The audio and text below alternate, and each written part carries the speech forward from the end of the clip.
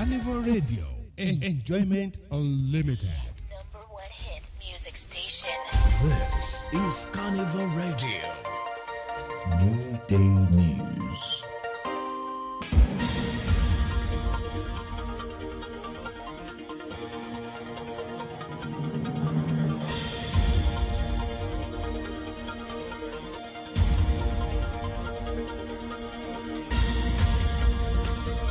Good afternoon and welcome. I am Joseph Oyekola with the Carnival Radio Media News. In the news this afternoon, President Bola Tinubu has called on Nigerians to unite in building a nation that can stand on equal footing with others globally. Delivering his Independence Day address today, the president urged citizens to prioritize production over consumption to strengthen the economy. Tinubu encouraged farming, factory development, and support for locally made goods, while also stressing the importance of tax compliance. He cited reforms including faster passport processing by the Ministry of Interior as examples of improved productivity. Tinubu acknowledged the hardship from subsidy removal, but maintained it was necessary to prevent economic collapse and secure Nigerians' future.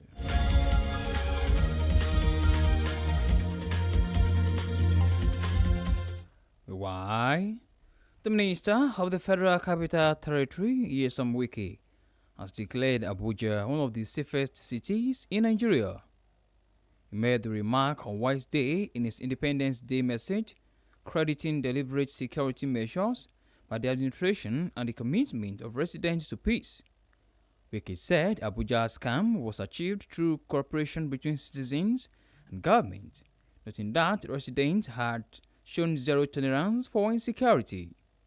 He assured that the FCT administration, working with the law enforcement agencies, remains committed to protecting lives and property. The minister urged residents to remain vigilant, report suspicious movements, and continue to promote peace.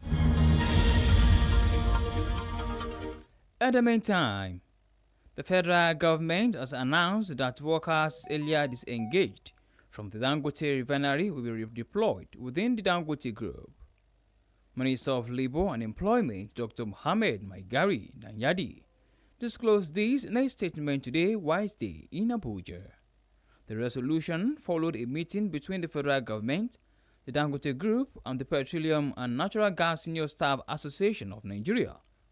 The minister explained that the affected workers would be reassigned to other companies under the group. He stressed that the redeployment would come with no loss of pay for the employees.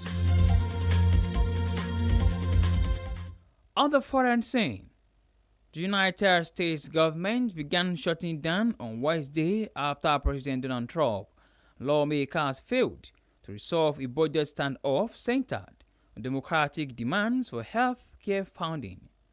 The deadlock, marked by heated negotiations, has triggered the suspension of operations in multiple federal departments and agencies, halting services used by millions of Americans. Officials said the closure will affect hundreds of thousands of government workers who will be forced to stop work without pay until an agreement is reached. Republicans and Democrats quickly traded blame for the crisis, deepening partisan rifts that have already slowed decision-making in Washington. Trump warned that Democrats and their supporters would face consequences, threatening cuts to progressive programs as the shutdown took effect.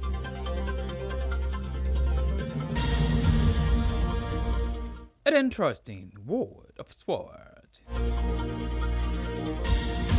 Wiki Tourist head coach Abdullahi Maikaba has pledged to sharpen his team's performance following a poor run-in in the Nigerian Premier Football League. The Bauchi-based side, nicknamed the Elephant, have failed to secure a win in their last three outings, most recently playing out a 2-2 draw against Rangers at the Tafawa Balewa Stadium. Maikaba, while addressing reporters after the match, anointed that the team must correct its mistake, but maintained that setbacks are part of the game Said this football, you win some, you lose some.